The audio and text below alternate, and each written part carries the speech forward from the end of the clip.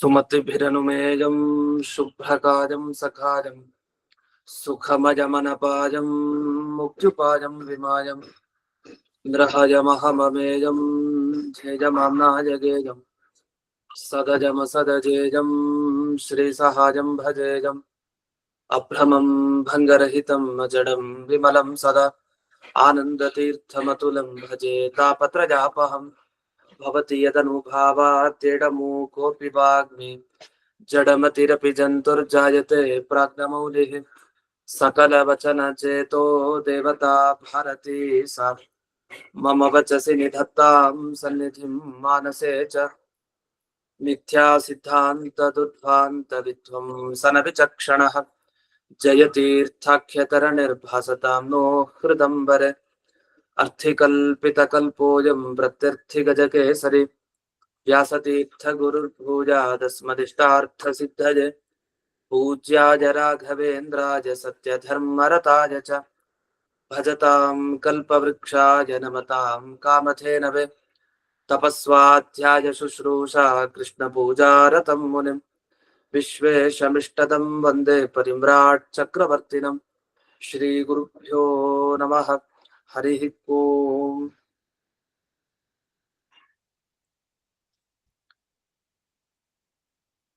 ಎಲ್ಲರಿಗೂ ಒಂದು ಸೂಚನೆ, ನೆನೆ ದಿವಸ ಏನ್ ಪಾಠ ಆಗಿದೆ ಅದನ್ನ ರೆಕಾರ್ಡ್ ಮಾಡಿ ಅಪ್ಲೋಡ್ ಮಾಡಲಾಗಿದೆ, ಅದನ್ನ ಗಮನಿಸಬಹುದು. ಮತ್ತೆ ಇದರಲ್ಲಿ ಗ್ರೂಪ್ ನಲ್ಲಿ ಹಾಕಿದ್ದಾರೆ ಲಿಂಕ್ಗಳನ್ನ, ಹಾಗಾಗಿ ಅದನ್ನ ನೋಡ್ಬೋದು. ಪಾರಾಯಣದ ಲಿಂಕು ಇದೆ, ಅಂದ್ರೆ ಕೇವಲ ಸ್ತೋತ್ರ ಪಾರಾಯಣ ಮಾಡ್ಲಿಕ್ಕೂ ಅನುಕೂಲವಾಗುವಂತೆ ಲಿಂಕ್ ಇದೆ. 1 ನಿಮಿಷ 1.5 ನಿಮಿಷದಲ್ಲಿ ಮುಗ್ದಿದೆ ಆ ಸ್ತೋತ್ರ ಪಾರಾಯಣ. ಇನ್ನು ಮಿಕ್ಕಿದ್ದನ್ನೇ ಏನೇನ್ ಪಾಠ ಆಯ್ತು ಅದು ಕೂಡ ಅಪ್ಲೋಡ್ ಆಗಿದೆ. ನೀವು ಯೂಟ್ಯೂಬ್ ಚಾನಲ್ ಅಲ್ಲಿ ಸಿಗತ್ತೆ, ಆ ಲಿಂಕ್ ಹೋದ್ರೆ ಇವತ್ತಿನ ದಿವಸದ್ದು ಕೂಡ ಸಿಗತ್ತೆ ಪುನಃ.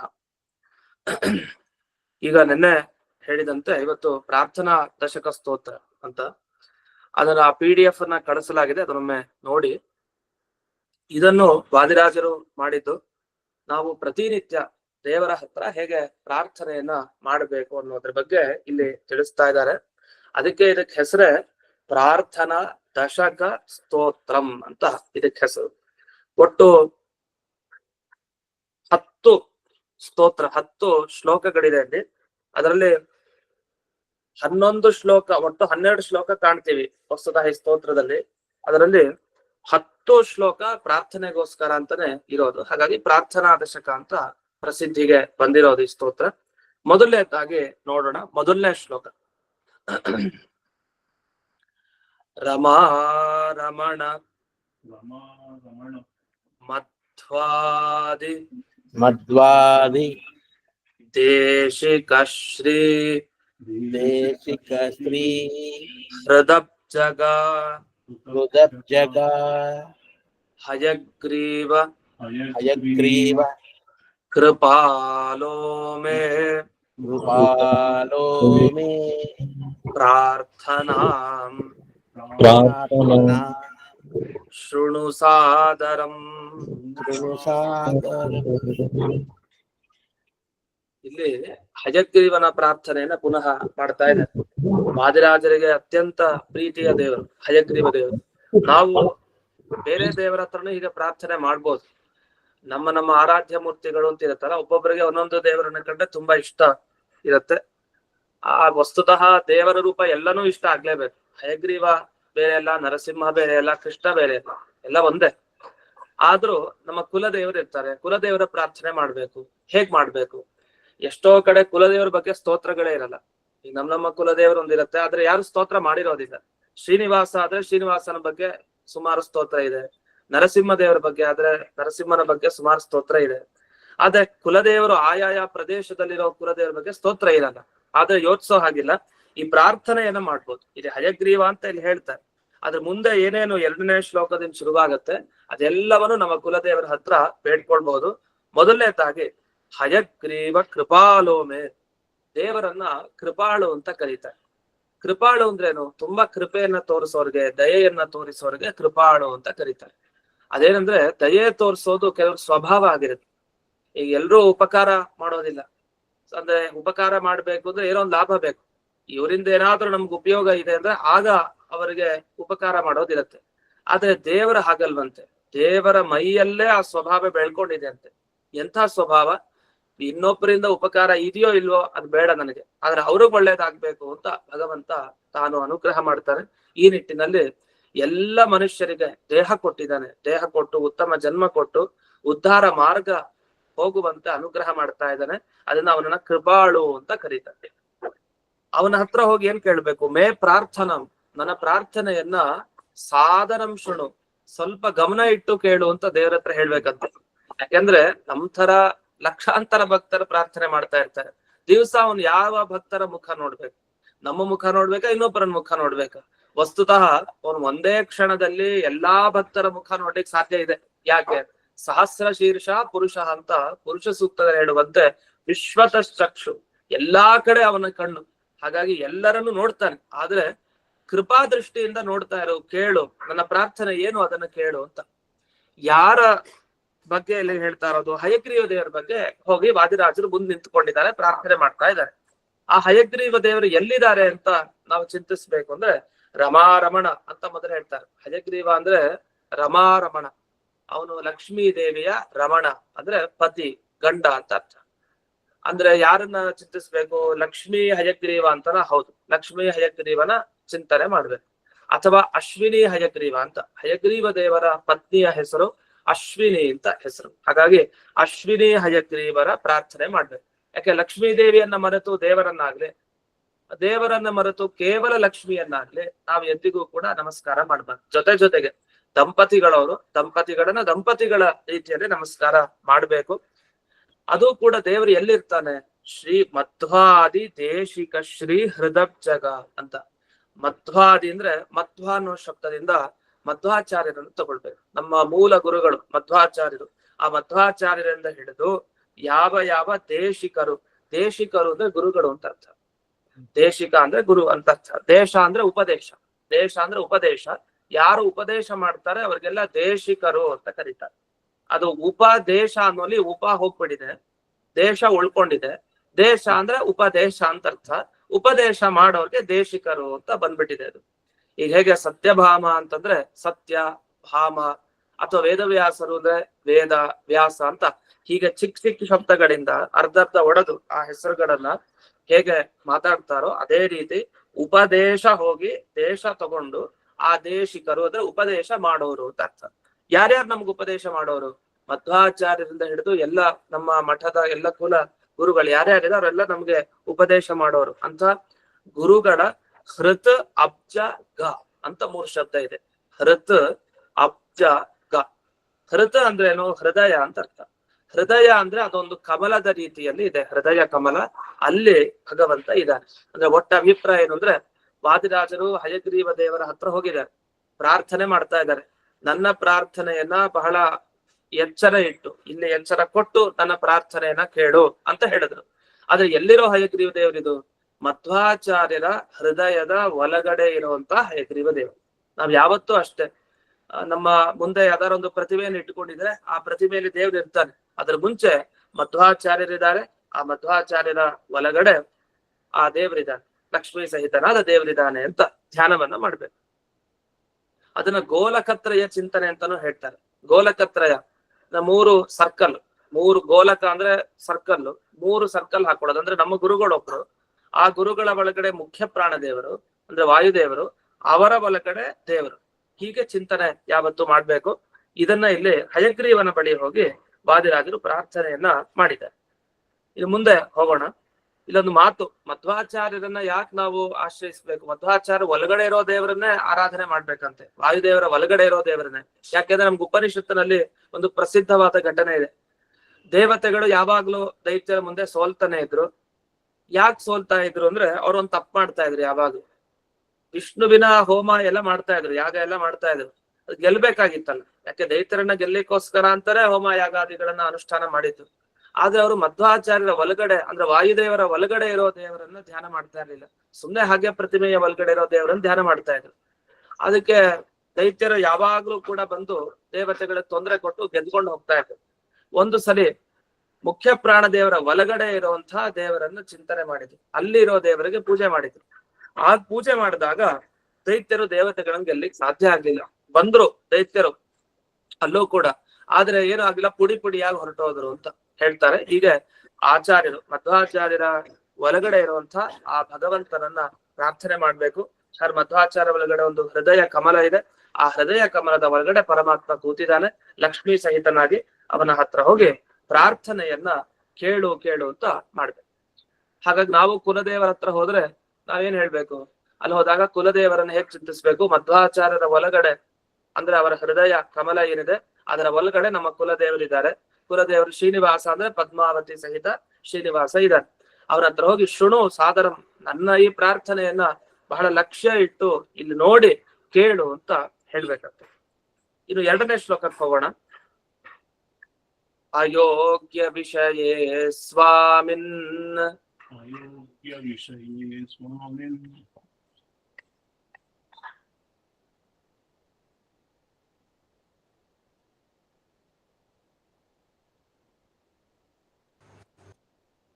ಸರ್ವಥಾ ಸರ್ವಥಾ ನ ಮನೋ ಭವೇತ್ ನ ಮನೋ ಭವೇತ್ ಚಾಂಚಲ್ಯಂ ಚಾಂಚಲ್ಯಂ ಮೂಲತಃ ಮೂಲತಃ ಛಿಂಧಿ ಚಿಂಧಿ ದುರಾಶಾಂ ದುರಾಶಾಂ ಹರದೂರತಃ.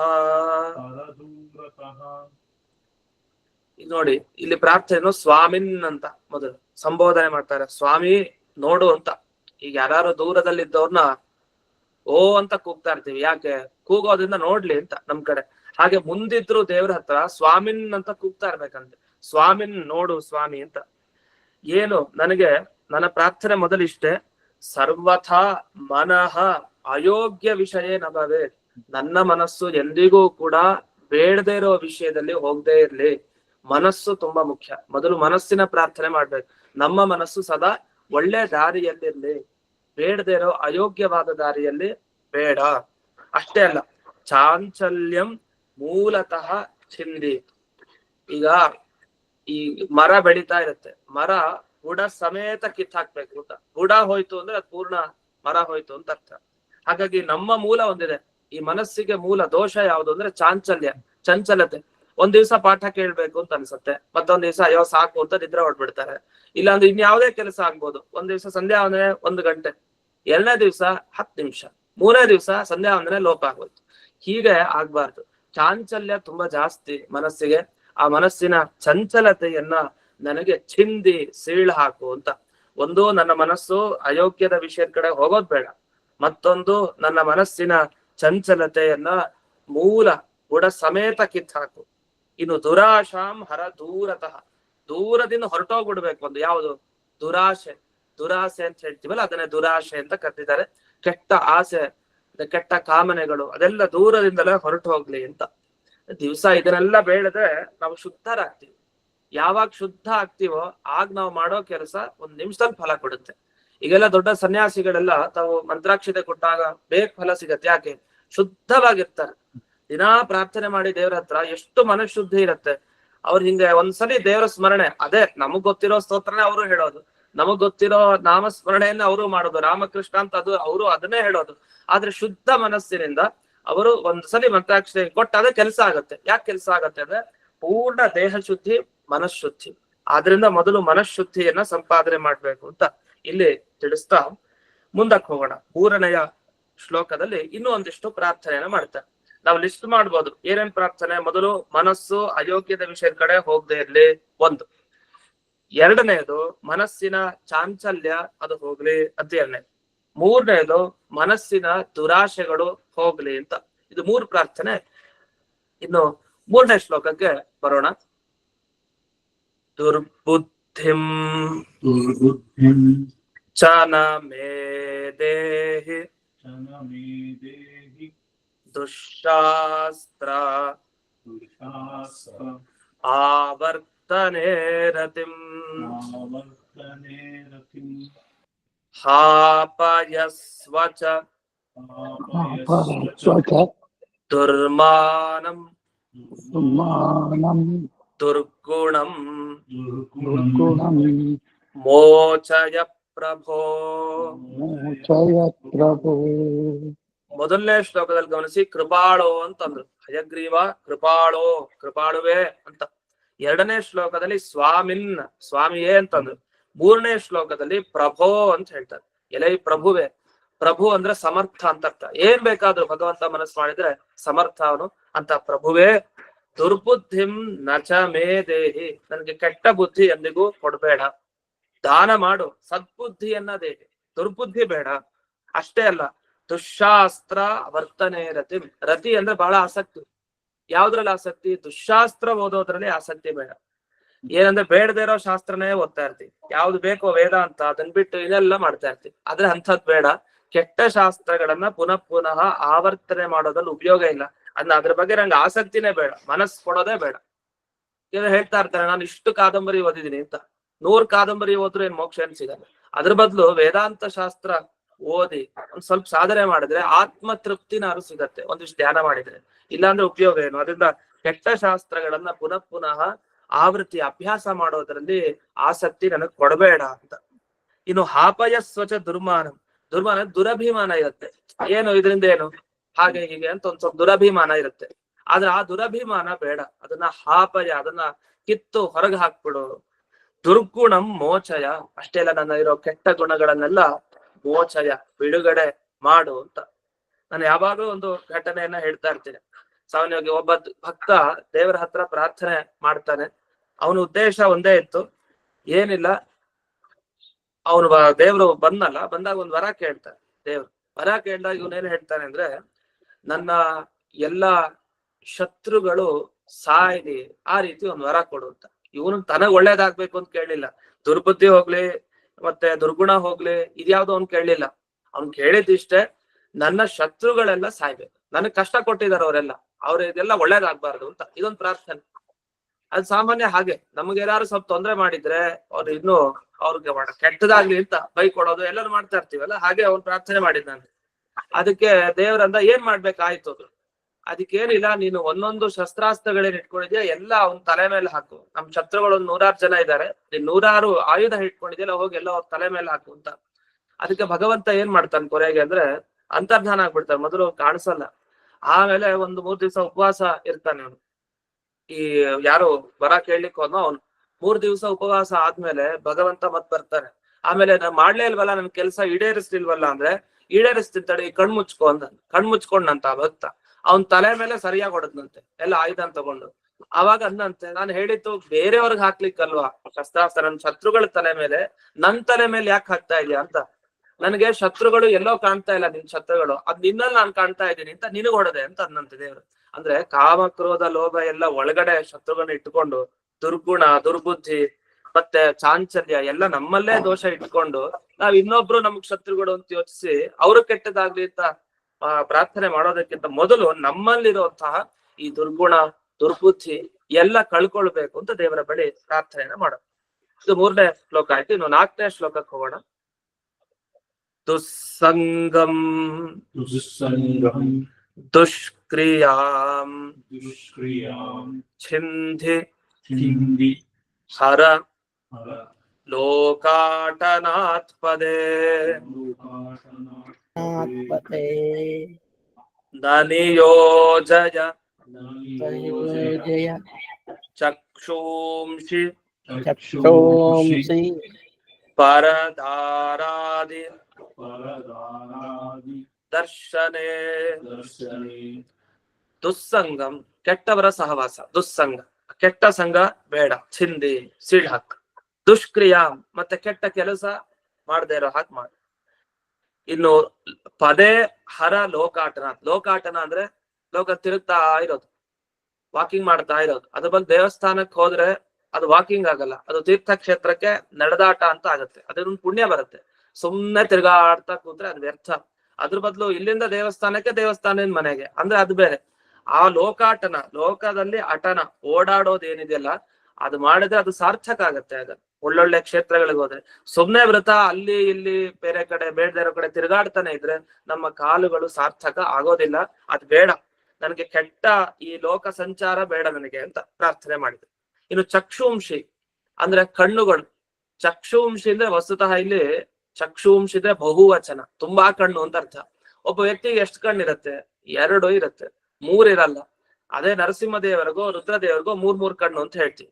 ಅದು ಬಿಟ್ಟು ಚಕ್ಷುಂಶಿಯಿಂದ 2 ಕಣ್ಣೇ ಎಲ್ರಿಗೂ ಇರೋದು ಅಂದ್ರೆ ಅದು ಎಲ್ಲಾ ಮನುಷ್ಯರು, ಜಾಸ್ತಿ ಮನುಷ್ಯರನ್ನ ತಗೊಂಡು ಎಲ್ರಿಗೂ ಉಪದೇಶ ಅಲ್ವಾ. ಹಾಗಾಗಿ ಎಲ್ರನ್ನ ಸೇರಿಸಿದಾಗ ಅನೇಕ ಕಣ್ಣುಗಳು. ಈ ಎಲ್ಲ ಕಣ್ಣುಗಳು ಪರದಾರಾದಿ ದರ್ಶನೆ. ಇನ್ನೊಬ್ರು ವಸ್ತು ಅಂದ್ರೆ ಆಸೆ ಜಾಸ್ತಿ. ನಮ್ ವಸ್ತು ನಾವು ನೋಡ್ಕೊಬೇಕು, ಇನ್ನೊಬ್ರು ದ್ರವ್ಯ, ಇನ್ನೊಬ್ರು ಮನೆ, ಇನ್ನೊಬ್ರ ಹೆಣ್ಣು ಮಕ್ಕಳು, ಒಟ್ಟು ಪರಸ್ತ್ರೀ ಇತ್ಯಾದಿಗಳ ಬಗ್ಗೆನೇ ಜಾಸ್ತಿ ದರ್ಶನ ಮಾಡ್ತಾ ಇದ್ರೆ ಕೆಟ್ಟ ದೃಷ್ಟಿ ಇದ್ರೆ ಅಂತ ಕೆಟ್ಟ ದೃಷ್ಟಿ ನನಿಯೋಜಯ, ನನಗಂತ ಕೆಟ್ಟ ದೃಷ್ಟಿಯನ್ನ ಹೋಗಲಾಡಿಸು ಅಂತ ಪ್ರಾರ್ಥನೆಯನ್ನ ಮಾಡ್ಬೇಕು. ಯಾಕಂದ್ರೆ ಇನ್ನೊಬ್ರು ಸೊತ್ತು ನಮ್ದು ಅಂತ ಯೋಚಿಸ್ಬಿಟ್ರೆ ದೊಡ್ಡ ಪಾಪ. ಅದ್ ಮನಸಾರೇನು ಯೋಚಿಸ್ಬಾರ್ದಂತೆ. ಮನಸಾರೆ ಬರ್ಬಾರ್ದು ಅಂದ್ರೆ ಈ ತರ ಪ್ರಾರ್ಥನೆ ಮಾಡ್ತಾನೆ ಇರ್ಬೇಕು. ಒಂದ್ಸಲಿ ಅನ್ಸಲ್ವಾ, ಏನಾರು ಒಬ್ರು ಮನೆ ತುಂಬಾ ಜಾಸ್ತಿ ಜೋರ ಕಟ್ಟಿದೆ, ನನಗೂ ಹೀಗಿರ್ಬೇಕು ಅಂತ ಅನ್ಸೋದ್ ಸಹಜ. ಆದ್ರೆ ಬೇಡ ಬೇಡ ಅಂತದ್ದು, ದೇವರು ಎಷ್ಟು ಕೊಟ್ಟಿದಾನೋ ಅಷ್ಟರಲ್ಲಿ ತೃಪ್ತಿ ಪಡ್ಬೇಕು ಅಂತ ಒಂದು ಉಪದೇಶ. ಇನ್ನು 5ನೆಯ ಶ್ಲೋಕ. ದುಷ್ಪ್ರತಿಗ್ರಹ ದುಸ್ಪರ್ಶೆ ಕರೌ ಮಾ ಚೋದಯ ಧ್ರುವಂ ಅಗಮ್ಯಾಗಮನೆ ಗುಹ್ಯಂ ಘ್ರಾಣಂ ಆಘ್ರಾಣನೆ ಅಸತಾಂ ದುಷ್ಪ್ರತಿಗ್ರಹ ಅಂತಾರೆ. ಪ್ರತಿಗ್ರಹ ಅಂದ್ರೆ ನಾವು ಈಗ ದಾನ ಸ್ವೀಕಾರ ಮಾಡೋದು, ಒಬ್ರಿಂದ ಬೇಡೋದು ಇಸ್ಕೊಳ್ಳೋದು, ಅಥವಾ ಬೇಡದೇನೆ ತಾನಾಗೆ ಬರೋದು, ಹೇಗಾದ್ರೂ ಇರ್ಬೋದು. ಆದ್ರೆ ಅದು ಕೆಟ್ಟ ದುಡ್ಡು ಅಂದ್ರೆ ಅರ್ಥದ್ ಬೇಡ ಅಂತ. ದುಷ್ಪ್ರತಿಗ್ರಹ ಬೇಡ. ಅವ್ರು ಒಳ್ಳೆ ರೀತಿ ದುಡ್ಡನ್ನು ಸಂಪಾದನೆ ಮಾಡಿದ್ರೆ ಆ ದುಡ್ಡನ್ನು ಪಡಿಬೇಕಂತೆ. ಅವರು ಕೆಟ್ಟ ಮಾರ್ಗದಲ್ಲಿ ದುಡ್ಡನ್ನು ಸಂಪಾದನೆ ಮಾಡಿದ್ರೆ ಅಂತ ದುಡ್ಡನ್ನು ಇಸ್ಕೊಂಡ್ರೆ ಅದು ಜಾಸ್ತಿ ದಿವಸ ಉಳಿಯಲ್ಲ, ಅದನ್ನ ತೊಂದ್ರೆನೆ ಜಾಸ್ತಿ. ಹಾಗಾಗಿ ನ್ಯಾಯ ಮಾರ್ಗದಲ್ಲಿ ಸಂಪಾದನೆ ಯಾರು ಮಾಡಿರ್ತಾರೆ ದುಡ್ಡನ್ನ ಅಥವಾ ಇತ್ಯಾದಿಗಳನ್ನ ಅಲ್ಲಿಂದ ಇಸ್ಕೊಬೇಕಂತೆ. ಅದರಿಂದ ದುಷ್ಪ್ರತಿಗ್ರಹ ಎಂದು ಬೇಡ. ಇನ್ನು ದುಸ್ಪರ್ಶ, ಕೆಟ್ಟ ಸ್ಪರ್ಶನೂ ಕೂಡ ಬೇಡ. ಅದನ್ನ ಕೆಟ್ಟ ಸ್ಪರ್ಶ ಆಗ್ಲಿ, ಕೆಟ್ಟದ್ದನ್ನ ಇಸ್ಕೊಳ್ಳೋದಾಗ್ಲಿ, ಇಂಥ ಕಡೆ ನನ್ನ ಕೈ ಹೋಗದೆ ಇರ್ಲಿ ಅಂತ. ಅದನ್ನ ಕರವು ಅಂದ್ರೆ ನನ್ನ ಕೈಗಳನ್ನ ಮಾಚೋದಯ, ಅಲ್ಲಿ ಪ್ರೇರಣೆಯನ್ನ ಮಾಡಬೇಡ.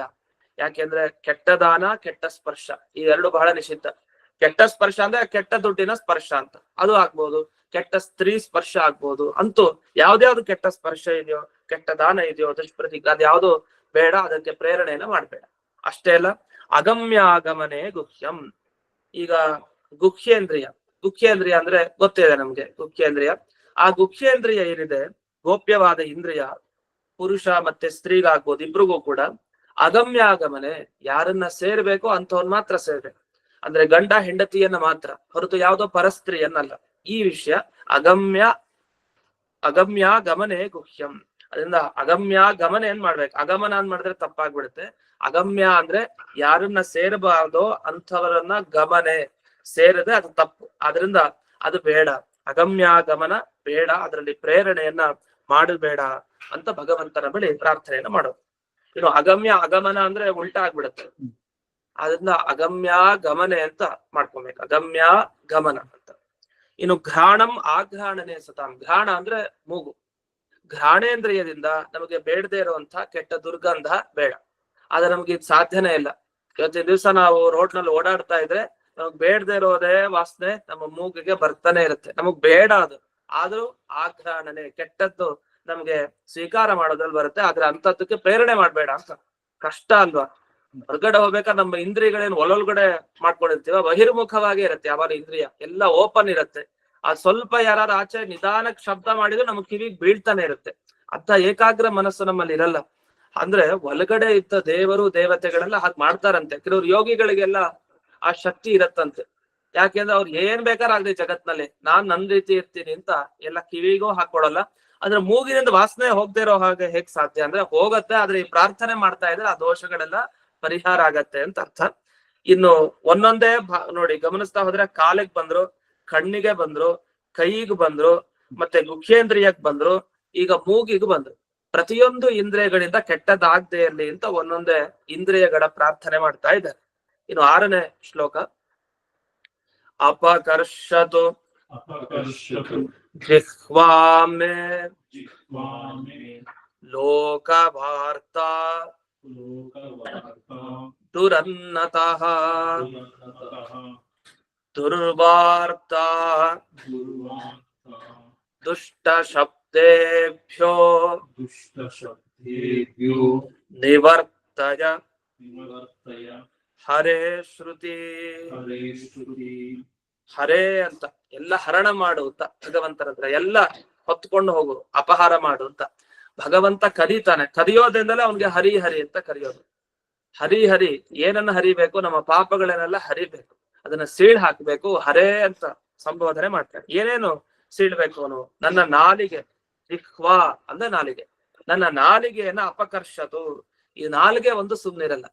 ನಾವೆಲ್ಲ ಹೇಳೋದಿದೆ, ಕೆಲವ್ರು ನಾಲಿಗೆ ಸುಮ್ನಿರೋದೇ ಇಲ್ಲ ಅಂತ. ಅಲ್ಲೊಂದ್ ಮಾತಾಡೋದು, ಇಲ್ಲೊಂದ್ ಮಾತಾಡೋದು, ಎರಡೆರಡು ಮಾತಾಡೋದು. ತುಂಬಾ ನಾಲಿಗೆ ಅನ್ನೋದು ತುಂಬಾ ಕೆಟ್ಟದಂತೆ. ಯಾಕಂದ್ರೆ ಒಂದು ಸುಭಾಷಿತಕಾರ ಹೇಳ್ತಾರೆ, ಜಿಹ್ವಾಗ್ರೆ ವಸತೆ ಲಕ್ಷ್ಮೀ ಜಿಹ್ವಾಗ್ರೆ ಮಿತ್ರ ಬಾಂಧವ ಅಂತ. ಮಾತು, ಆ ನಾಲಿಗೆ ಏನಿದೆ, ನಾಲಿಗೆಯಿಂದ ಮಾತುಗಳು ಚೆನ್ನಾಗ್ ಬಂತು ಅಂದ್ರೆ ಅಲ್ಲೇ ಲಕ್ಷ್ಮಿ ಬರ್ತಾಳ ಅನ್ಬೇಕಾದ್ರೆ. ಆದ್ರೆ ಆ ಲಕ್ಷ್ಮಿನೂ ಬರ್ಲಿಕ್ಕೆ ಅವಕಾಶ ಇದೆಯಂತೆ, ಎಲ್ಲ ನಾಲ್ಗೆ ಮೇಲೆ ಡಿಪೆಂಡ್.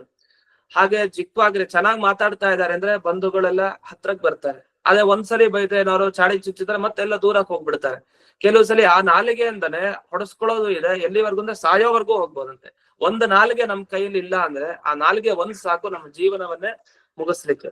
ಅದನ್ನ ಲೋಕವಾರ್ತ ದುರನ್ನತಃ. ಲೋಕವಾರ್ತೆ ಕೆಟ್ಟದ್ದು, ಆ ಕೆಟ್ಟ ಲೋಕವಾರ್ತೆ ಬೇಡ ಅಂತ. ಲೋಕವಾರ್ತೆ ಅಂದ್ರೆ ನ್ಯೂಸೇ ಬೇಡ ಅಂತ ಆಗ್ಬಿಡುತ್ತೆ. ಲೋಕವಾರ್ತೆ ಅಂದ್ರೆ ನಮ್ಗೆ ಹಾಗೆ ಇರುತ್ತೆ, ಆದ್ರೆ ಅದು ಬೇಕು ನಿಜ. ಆದ್ರೆ ಮಾಮೂಲಿ ಅಂತ ಏನು ಮಾತಾಡ್ತಾ ಇರ್ತೀವಿ, ಬೇಡದೇ ಇರೋ ಮಾತೇ ಜಾಸ್ತಿ ಆಗ್ಬಿಟ್ರೆ ಜೀವನದಲ್ಲಿ ಅದ್ ಬೇಡ, ಅದ್ ವ್ಯರ್ಥ.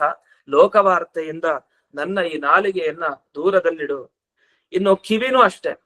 ನಾವು ಕಿವಿಯಿಂದ ಕೇಳಿದ್ರೆ ತಾನೇ ಇದೆಲ್ಲ ಮಾತಾಡ್ಲಿಕ್ಕೆ ಶುರು ಮಾಡೋದು. ಅದನ್ನ ಕಿವಿಗೆ ಕೇಳಿಸೋದ್ ಬೇಡ. ಆ ದುರ್ವಾರ್ತೆಗಳು, ದುಷ್ಟ ಶಬ್ದೇಭ್ಯ, ಕೆಟ್ಟ ಶಬ್ದ, ದುರ್ವಾರ್ಥ, ಇದು ಯಾವುದು ಶ್ರುತಿ ನಿವರ್ತಯ, ನನ್ನ ಈ ಕಿವಿಗಳಿಂದ ಹೊರಗೆ ಹಾಕು, ಇದು ಯಾವುದು ಬೇಡ ಅಂತ. ಇಷ್ಟಾದ್ಮೇಲೆ ಒಳ್ಳೆ ಪ್ರಾರ್ಥನೆ ಪದ್ಯ ಮುಂದಕ್ಕೆ ಬರುತ್ತೆ. 7ನೇ ಶ್ಲೋಕ. ಇದಂತೂ ಯಾವಾಗ್ಲೂ ದೇವರ ಹತ್ರ ಕೇಳ್ಕೊಳ್ಬೇಕು. ನಾವೆಲ್ಲ ಹಿಂದಿನ ಶ್ಲೋಕ ಕೇಳ್ತೀವೋ ಬಿಡ್ತೀವೋ, ಆದ್ರೆ ಈ ಶ್ಲೋಕ ಅಂತೂ ದೇವರ ಮುಂದೆ ಹೋದಾಗ ಅವಶ್ಯವಾಗಿ ಹೇಳ್ಬೇಕಾದ ಶ್ಲೋಕ. 7ನೇ ಶ್ಲೋಕ. ಭವದಿಚ್ಛಾನುಗಂ ಚೇತೋ ಯೋಗ್ಯ ಸದ್ವಿಷಯಂ ಭವೇತ್ ಯದೃಚ್ಛಾಲಾಭ ಸಂತೃಪ್ತಂ ನಿಶ್ಚಾಂಚಲ್ಯಂ ಭವೇತ್ ತ್ವಯಿ. ಭವದಿಚ್ಛಾನುಗಂ ಚೇತಃ. ಚೇತಃ ಅಂದ್ರೆ ಮನಸ್ಸು. ನಮ್ಮ ಮನಸ್ಸು ಹೇಗಿರ್ಬೇಕು ಅಂದ್ರೆ ದೇವರ ಇಚ್ಛೆ ಹೇಗಿದೆಯೋ ಹಾಗ್ ನಡಿಬೇಕು. ನಮ್ಮ ಇಚ್ಛೆ ಹೇಗೋ ಹಾಗೆ ದೇವ್ರು ನಡಿಬೇಕು ಅಂತಲ್ಲ. ದೇವ್ರು ಹೇಗ್ ಮನಸ್ಸು ಮಾಡ್ತಾನೋ ಹಾಗೆ ಅನುಗಮ್, ಅದನ್ನೇ ಅನುಸರಿಸಿಕೊಂಡು ನಮ್ಮ ಮನಸ್ಸು ಇರ್ಬೇಕು. ಅದ್ ಯಾವಾಗಲೂ ಕೇಳ್ಕೋಬೇಕಂತ, ದೇವ್ರೆ ನೀನ್ ಹೇಗ್ ಅನ್ಕೊಂಡಿದ್ಯಲ್ಲ ಹಾಗೆ ನನ್ ಮನಸ್ಸನ್ನು ಹಾಗೆ ಇಟ್ಬಿಡು ಅಂತ. ಅವಾಗ ಕ್ಷೇಮ ಜಾಸ್ತಿ ಅಂತ. ನಾವ್ ಅನ್ಕೊಂಡಿದ್ದು ನಮಗ್ ಗೊತ್ತಿಲ್ವಲ್ಲ, ಮುಂದೆ ಏನಾಗತ್ತೆ ನಮಗ್ ಗೊತ್ತಿಲ್ಲ. ನಮ್ಮ ಮನಸ್ಸಿಗೆ ಅನುಗುಣವಾಗಿ ನೀನ್ ಮಾಡು ದೇವ್ರೆ ದೇವ್ರೆ ಅಂದ್ರೆ, ನೀನು ಮುಂದೆ ಹೀಗೆ ಅನ್ಕೊಂಡಿದ್ದೆ ಕೆಟ್ಟದಾಗತ್ತೆ, ನಿನಗ್ ಗೊತ್ತಿಲ್ಲ, ಆಯ್ತು ನಾನು ಹಾಗೆ ಮನಸ್ಸು ಮಾಡ್ತೀನಿ ಅಂತ ದೇವ್ರು ಮಾಡಿದ್ರೆ ಇವನ್ ಜೀವನದಲ್ಲಿ ಕಷ್ಟ ಪಡೋದೇ ಜಾಸ್ತಿ ಆಗ್ಬಿಡುತ್ತೆ. ಹಾಗಾಗಿ ಭವದಿಚ್ಛಾ, ಭವದಿಚ್ಛಾ ಅಂದ್ರೆ ನಿನ್ನ ಇಚ್ಛೆಯನ್ನ ಅನುಸರಿಸಿಕೊಂಡು ನನ್ನ ಚೇತಃ ಮನಸ್ಸಿರ್ಲಿ.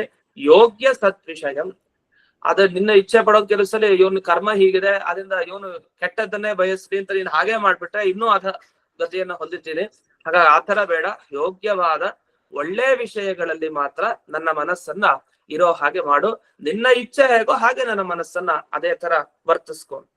ಇನ್ನು ಯದೃಚ್ಛಾ ಲಾಭ ಸಂತೃಪ್ತಂ, ಒಬ್ಬ ಬ್ರಾಹ್ಮಣನಿಗೆ ಇರ್ಬೇಕಾದ ದೊಡ್ಡ ಗುಣ ಅಂತೆ. ಇದು ಬಹಳ ಕಷ್ಟ, ಇದು ಯಾರಲ್ಲೂ ಇರಲ್ಲ, ಎಲ್ಲರಲ್ಲೂ ಇರ್ಬೇಕಾದ ಗುಣ, ಅದರಲ್ಲೂ ಬ್ರಾಹ್ಮಣನಲ್ಲಿ ಅಂತ. ಏನು?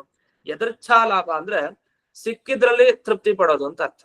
ಯದೃಚ್ಛಾ ಅಂದ್ರೆ ಆಕಸ್ಮಿಕವಾಗಿ ಲಾಭ ಆಯ್ತು. ಆಕಸ್ಮಿಕವಾಗಿ ಅನ್ನೋದಕ್ಕೆ ಅರ್ಥ ನಿಜವಾಗಿ ನಮ್ಮ ಸಿದ್ಧಾಂತದಲ್ಲಿ ಆಕಸ್ಮಿಕ ಅಂತ ಒಂದಿಲ್ಲ. ಆಕಸ್ಮಿಕ ಅಂದ್ರೆ ಏನೋ ಇಲ್ಲನೆ ಹಾಗೆ ಆಗೋಯ್ತು ಏನೋ ಒಂದು ಅಂತ, ಹಾಗಿಲ್ಲ. ದೇವರಿರ್ತಾನೆ, ಒಂದ ಕರ್ಮ ಏನೋ ಒಂದು ಕಾರಣ ಇರುತ್ತೆ. ಆಕಸ್ಮಿಕವಾಗಿ ನಡೆಯೋದು ಅಂತಿಲ್ಲ. ದೇವರೇ ಒಂದು ಕಾರಣವಾಗಿದ್ದು, ದೇವತೆಗಳೇ ಇದ್ದು ಒಂದು ಕರ್ಮದಿಂದಾಗಿ ಏನೋ ಒಂದು ಫಲ ಸಿಗತ್ತೆ. ಒಬ್ಬನಿಗೆ ಕೂತಿದ್ದ ಹಾಗೆ 1 ಕೋಟಿ ಲಾಭ ಆಗೋಯ್ತು, ಎದುರ್ಛಾ ಲಾಭ ಆಯ್ತು, ದಿಢೀರ್ ಲಾಭ ಆಯ್ತು. ಇನ್ನೊಂದ್ಸಲಿ ಆಯ್ತು, ಏನ್ ಲಾಭ ಆಯ್ತು? ಇದ್ದ 1 ಕೋಟಿ ಎಲ್ಲ ಕಳ್ಕೊಂಡ, ಇದು ಎದುರ್ಛಾ ಲಾಭನೇ ಆಯ್ತು. 1 ಕೋಟಿ ಸಿಕ್ತಾಗ್ಲೂ ಹಾಗೆ ಇರ್ಬೇಕು, ಕಳ್ಕೊಂಡಾಗ್ಲೂ ಹಾಗೆ ಇರ್ಬೇಕು ಅಂತ. ಇದು ಎದುರ್ಛಾ ಲಾಭ ಸಂತೃಪ್ತಿ. ಏನ್ ಕೊಟ್ಟು ಆ ಕ್ಷಣದಲ್ಲಿ ಅದು ತೃಪ್ತಿ ಪಡ್ಕೊಂಡು ಮುಂದಕ್ಕೆ ಹೋದ್ರೆ ಜೀವನ. ನಿಶ್ಚಾಂಚಲ್ಯಂ, ಹಾಗಾಗಿ ಯಾವುದೇ ರೀತಿಯ ಚಂಚಲತೆಗೆ ಅವಕಾಶ ಕೊಡಬೇಡ. ಅದರಿಂದ ನಮಗೆ ಜಯಾಪಜಯಗಳಲ್ಲಿ ಒಂದೇ ತರ ಇರ್ಬೇಕು ಅಂತೀವಲ್ಲ, ಗೆದ್ದಾಗ್ಲೂ ಒಂದೇ, ಸೋತಾಗ್ಲೂ ಒಂದೇ. ಮಕ್ಕಳಿಗೆಲ್ಲ ಉಪದೇಶ ಮಾಡ್ತಾರೆ ತಂದೆ ತಾಯಿ, ನೋಡು ನಿನ್ ಫಸ್ಟ್ ಪ್ರೈಸ್ ಬಂದ್ರು ನೀನು ಹಿಗ್ತಾ ಇರ್ಬೇಡ, ಲಾಸ್ಟ್ ಪ್ರೈಸ್ ಬರುತ್ತೆ, ನೆಕ್ಸ್ಟ್ ಕೊನೆಗೆ 3rd ಪ್ರೈಸ್ ಬರುತ್ತೆ, ಆಗ ಅಯ್ಯೋ ಕುಗ್ಗೋಗ್ಬೇಡ, ಬೇಡ ಹಾಗೆಲ್ಲ ಯೋಚಿಸ್ಬೇಡ ಅಂತ ಇವ್ರಿಗೆ ಉಪದೇಶ ಕೊಡೋದು ಇವ್ರು. ಆದ್ರೆ ಅವರೇ ಹಾಗಿರಲ್ಲ, ಆಗಲ್ಲ. ಆದ್ರೆ ಎಲ್ಲರಿಗೂ ಕೂಡ ಸಾಧಾರಣವಾಗಿ ಇದಿದ್ದೇ ಇದೆ. ನಿಶ್ಚಾಂಚಲ್ಯಂ, ಎದುರ್ಛಾ ಲಾಭ ಸಂತೃಪ್ತಿ, ಈ ಒಂದು ಗುಣ ಒಂದು ಬಂದ್ರೆ ಜೀವನದಲ್ಲಿ ಪೂರ್ಣ ನೆಮ್ಮದಿಯಿಂದ ಕಳೀತಾನಂತೆ. ಈ ಶ್ಲೋಕದಲ್ಲಿ 2 ಮುಖ್ಯ. ನಿನ್ನ ಇಚ್ಛೆ ತರ ನನ್ನ ಇಚ್ಛೆ ಆಗ್ಲಿ, ಹಾಗೆ ಎದುರ್ಛಾ ಲಾಭ ಸಂತೃಪ್ತಿಯಲ್ಲಿ ಅಲಂ ಬುದ್ಧಿ ಅಂತ ಹೇಳ್ತಾರೆ. ಇದೆಲ್ಲ ಭಾಗವತ ಧರ್ಮಗಳು, ಭಾಗವತಲೆಲ್ಲ ಇದ್ರ ಬಗ್ಗೆನೇ ವಿಸ್ತಾರವಾಗಿ ಹೇಳ್ತಾರೆ. ಇನ್ನು ಮುಂದೆ 8ನೇ ಶ್ಲೋಕ. ಈಗ ಒಳ್ಳೊಳ್ಳೆ ಪ್ರಾರ್ಥನೆ. ಇದುವರೆಗೂ ಕೆಟ್ಟದ್ದೆಲ್ಲ ಹೋಗ್ಸು ಅಂತ ಕೇಳ್ಕೊಂಡ್ರು. ಇಲ್ಲಿಂದ ಶುರು ಮಾಡಿ ಮುಗಿಯೋವರೆಗೂ ಒಳ್ಳೇದನ್ನು ಕೊಡು ಅಂತ. ನಮಗೆಲ್ಲ ಭಾಗ್ಯ, ನಾವು ಪ್ರವಚನ ಕೇಳ್ತಾ ಇದೀವಿ ಅಂದ್ರೆ, ಪಾಠ ಕೇಳ್ತಾ ಇದೀವಿ ಅಂದ್ರೆ, ನಾವು ಓದ್ತಾ ಇದೀವಿ, ಒಳ್ಳೆ ಶಾಸ್ತ್ರ ಬರೀತಾ ಇದೀವಿ ಅಂದ್ರೆ ನಾವು ಒಳ್ಳೆ ದಾರಿಗೆ ಬಂದಿದೀವಿ ಅಂತ ಅರ್ಥ. ಅದನ್ನ ಬೇಡ್ಕೊಂತ ಇದಾರೆ. ಅಲ್ಲ ಬಂದ್ಬಿಟ್ಟಿದೀವಲ್ಲ ಅಂದ್ರೆ ಬಂದ್ಬಿಟ್ಟು ಇರೋದಲ್ಲ, ಇನ್ನು ಬೆಳಿಬೇಕಲ್ಲ, ಚೆನ್ನಾಗಿ ಮೇಲಕ್ ಹೋಗ್ಬೇಕಲ್ಲ ಪೂರ್ಣ ಪಕ್ವಾವಸ್ಥೆಗೆ. ಅದಕ್ಕೋಸ್ಕರ ಈಗ ಪ್ರಾರ್ಥನೆ 8ನೇ ಶ್ಲೋಕ. ಅದನ್ನ ನೆಗೆಟಿವ್ ಎಲ್ಲ ಬೇಡ, ಪಾಸಿಟಿವ್ ಬೇಕು. ನೆಗೆಟಿವ್ ಬೇಡ ಅಂತ ಇಲ್ಲಿವರೆಗೆ ಹೇಳಾಯ್ತು, ಪಾಸಿಟಿವ್ ಬೇಕು ಅಂತ ಈಗ ಪ್ರಾರ್ಥನೆಯನ್ನ ಮಾಡ್ತಾ ಇದ್ದಾರೆ. 8ನೇ ಶ್ಲೋಕ. ಸದ್ಜ್ಞಾನಂ ಸರ್ವದಾ ದೇಹಿ ತಚ್ಛಾಸ್ತ್ರ ಆವರ್ತನೆ ರತಿಂ ಸತ್ಸಂಗಂ ಸತ್ಕ್ರಿಯಾಂ ಚೈವ ಪಾದೌ ತ್ವತ್ಕ್ಷೇತ್ರ ಸರ್ಪಣೆ. ಇಲ್ಲಿ ಹಿಂದಿನ ಶ್ಲೋಕ ಗಮನಿಸ್ತಾ ಹೋದ್ರೆ ಅದೇ ತರ ವಿರುದ್ಧವಾಗಿರುತ್ತೆ. ಇಲ್ಲಿ ನೋಡಿ, ಮುಂಚೆ 3ನೇ ಶ್ಲೋಕ ಗಮನಿಸಿದ್ರೆ ದುರ್ಬುದ್ಧಿಂ ನಚಮೇ ದೇಹಿ, ದುರ್ಬುದ್ಧಿ ಕೊಡ್ಬೇಡ. ಹಾಗಾದ್ರೆ ಏನ್ ಕೊಡು? ಸದ್ಜ್ಞಾನಂ, ದುರ್ಬುದ್ಧಿ ಬೇಡ, ಒಳ್ಳೆ ಜ್ಞಾನ ಕೊಡು. ಕೆಟ್ಟ ಶಾಸ್ತ್ರ ಓದಿಸ್ಬೇಡ, ಸಚ್ಛಾಸ್ತ್ರ ವರ್ತನೆ, ಒಳ್ಳೆ ಶಾಸ್ತ್ರವನ್ನ ಪುನಃ ಓದೋದ್ರಲ್ಲಿ ಆಸಕ್ತಿನ ಕೊಡು. ದುಸ್ಸಂಗ ಬೇಡ, ಸತ್ಸಂಗ ಕೊಡು. ದುಷ್ಕ್ರಿಯೆ, ಕೆಟ್ಟ ಕೆಲಸ ಮಾಡಿಸ್ಬೇಡ, ಒಳ್ಳೆ ಕೆಲಸ ಮಾಡಿಸು. ನನ್ನ ಕಾಲು ಎಲ್ಲಿ ಹೋಗ್ಬೇಕು, ಎಲ್ಲೆಲ್ಲೋ ಓಡಾಡೋದ್ ಬೇಡ. ತ್ವತ್ ಕ್ಷೇತ್ರ ಸರ್ಪಣೆ, ನಿನ್ನ ಕ್ಷೇತ್ರ, ತೀರ್ಥಕ್ಷೇತ್ರ ಏನಿದೆ, ದೇವಸ್ಥಾನ ಏನಿದೆ, ಅಲ್ಲಿ ಸರ್ಪಣೆ ಹೋಗೋದ್ರಲ್ಲಿ ನನಗೆ ನನ್ನ ಪಾದಗಳನ್ನ ಪ್ರೇರಣೆ ಮಾಡು. ಅಷ್ಟೇ ಅಲ್ಲ, ಇದು ಮುಖ್ಯ. ಮುಂದಿನ ಶ್ಲೋಕ ಇದು ಮುಖ್ಯ. 9ನೇ ಶ್ಲೋಕ. ಶ್ರೀಮಧ್ವಶಾಸ್ತ್ರ ಶ್ರವಣೆ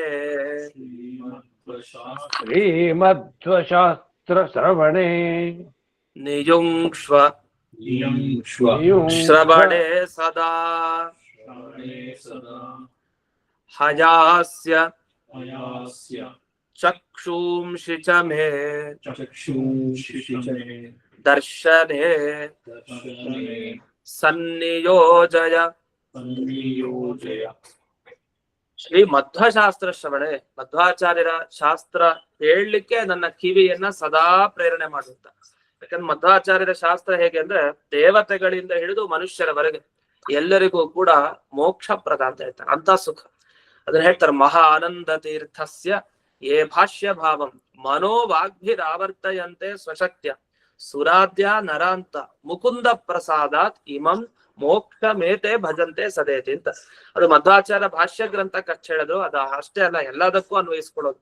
ಮಧ್ವಾಚಾರ್ಯರ ಗ್ರಂಥಗಳನ್ನ ಮನಸ್ಸು ಮಾತು ನಿರಂತರ ಆವೃತ್ತಿ ಮಾಡ್ತಾನೆ ಇರ್ಬೇಕಂತೆ. ಮಾಡ್ದಷ್ಟು ದೇವತೆಗಳಿಂದ ಹಿಡಿದು ಮನುಷ್ಯರವರೆಗೆ ಎಲ್ರು ಮೋಕ್ಷವನ್ನ ಭಗವಂತನ ಅನುಗ್ರಹದಿಂದ ಪಡಿತಾರೆ. ಮೋಕ್ಷಾನಂದ ನೀಡುವಂತಹ ಶಾಸ್ತ್ರ. ಅದಕ್ಕೆ ಅವ್ರಿಗೆ ಆನಂದ ತೀರ್ಥರು ಅಂತ ಮಧ್ವಾಚಾರ್ಯ ಕರೆಯೋದು. ಯಾಕೆ ಸಿಗೋ ಆನಂದ ಅದು ನಿಜವಾದ ಆನಂದ, ತೃಪ್ತಿಕರವಾದ ಒಂದು ಆನಂದ ಏನಿದೆ, ಅಂಥ ಆನಂದ ಆಚಾರ್ಯರ ಶಾಸ್ತ್ರ ಕೇಳಿದಾಗ ಬರುತ್ತೆ.